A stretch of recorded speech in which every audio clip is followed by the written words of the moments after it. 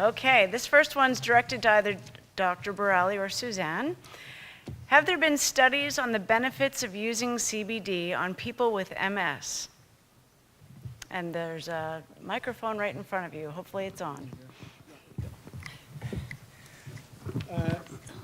Yes, as I mentioned in passing, there is good evidence in MS, not necessarily in a curative way. There is evidence for benefit of cannabis products in the treatment, mostly on the musculoskeletal, the spastic component of multiple sclerosis. It's certainly not curative, and it doesn't necessarily slow down the progress of the illness.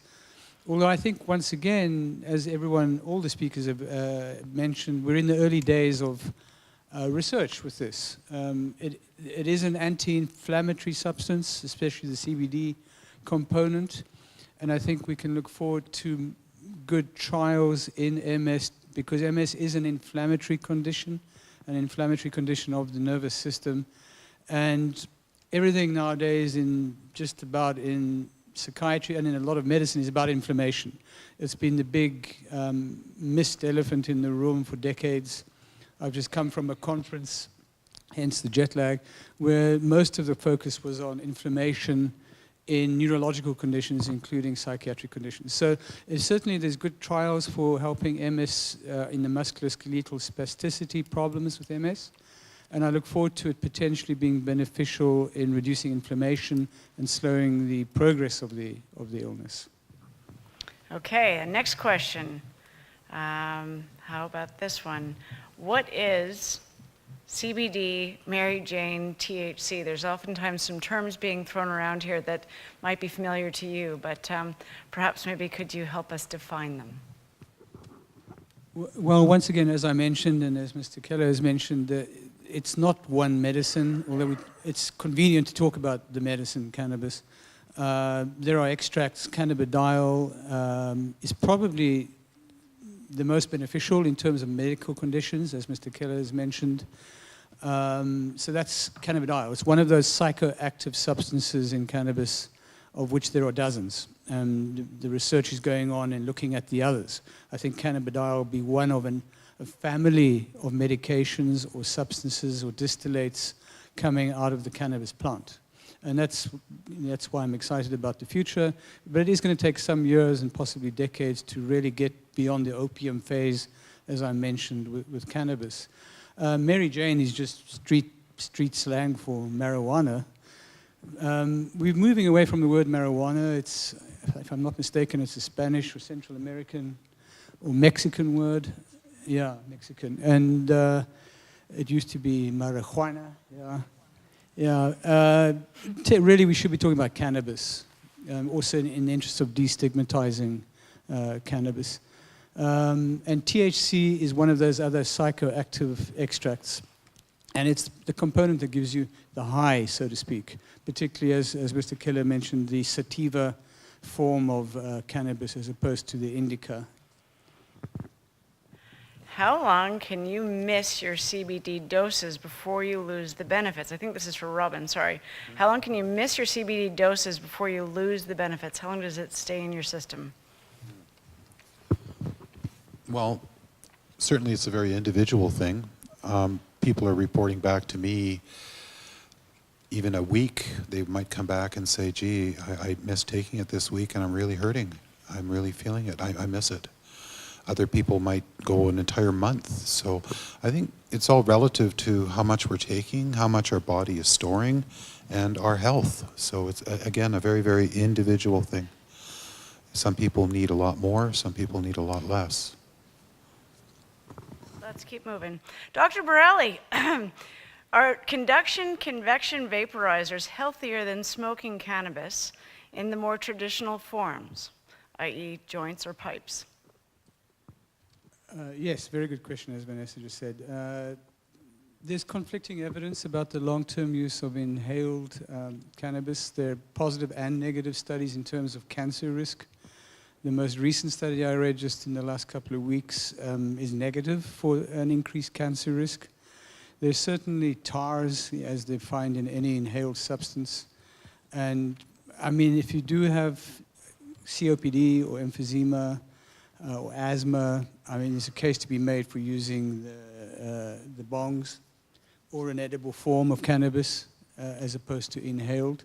Once again, I think the jury's out over the long-term potential for cancer or not lung cancer. Okay, Vanessa and maybe Suzanne, are healthcare providers monitoring cannabis-related visits, severity and frequency? And are any statistics available? And I would say the same question for school district personnel too.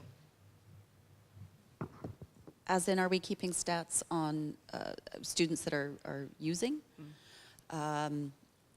No, the only statistics that we would keep would be official disciplinary actions that have happened. So a student that's been caught and there's been a suspension or an in-school suspension or a sent home, that's officially recorded. We know that we have students that are using that haven't been caught. We also do a McCreary health study every 5 years with our students from grade 8 to grade 12, and we ask very open, honest questions, and we get very open, honest data back, and we have just finished that survey in April. Our Vancouver Coastal Health public health nurses come around and survey the students. It's completely anonymous. We get really good data from it, and so we do sort of have our prevalence levels from that. We're expecting the data back probably within the next 3 months. And so for health, Tim, you probably could answer this better than I can, but we would be recording on a patient's chart if they're utilizing cannabis as a substance, but we haven't been aggregating the data to do an analysis of the volume of what that might be. I don't know if that's possible or not, maybe with keyword searches, but it's not something that we've done as of yet. So. Certainly in the emergency room, as I mentioned briefly in my talk, we check everyone's urine. It's a dipstick for opioids, amphetamines, stimulants, and cannabis. And there's a very high rate of positive for cannabis, but it doesn't necessarily, of course, correlate with the presenting problem at all. And once again, we're not collating that or aggregating it. Okay, a question, I think it's going to go Tessa, Robin, and anyone else from there.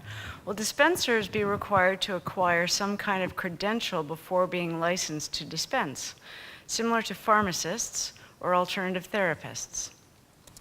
So currently what we're working on is saying to the government, who has said to us, thank you, we'll take it from here.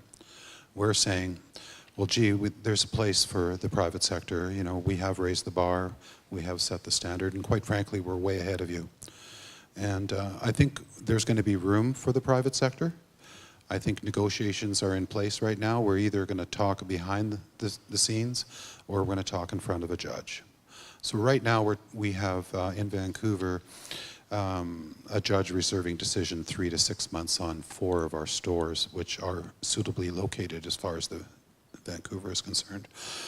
So with that case being before the courts, we're pretty safe for the next 6 months to a year, we think, while the courts decide what's in the best interest of the people. Because right now, the Supreme Court of Canada has said we are allowed reasonable access to all forms of this medicine. So that being said, it is business as usual with all the medicine we have in the store until the judge decides otherwise. I think the province needs to bend a little bit, and we need to come to terms with what the people want. And certainly the way the framework has been set up right now is far less than desirable.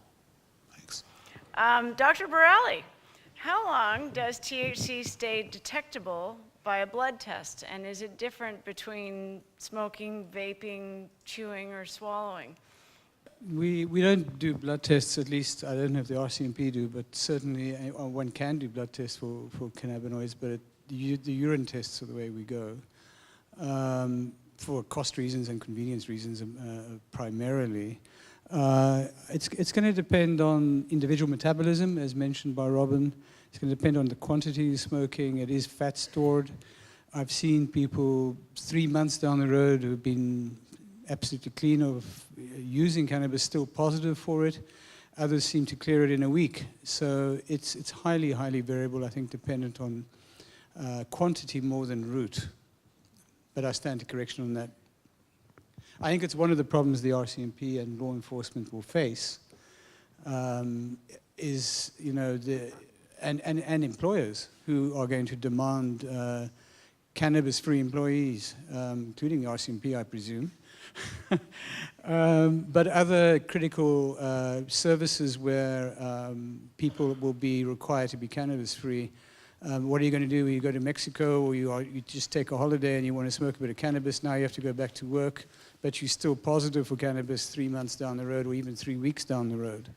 These are all the things that I think society has to work through at this point.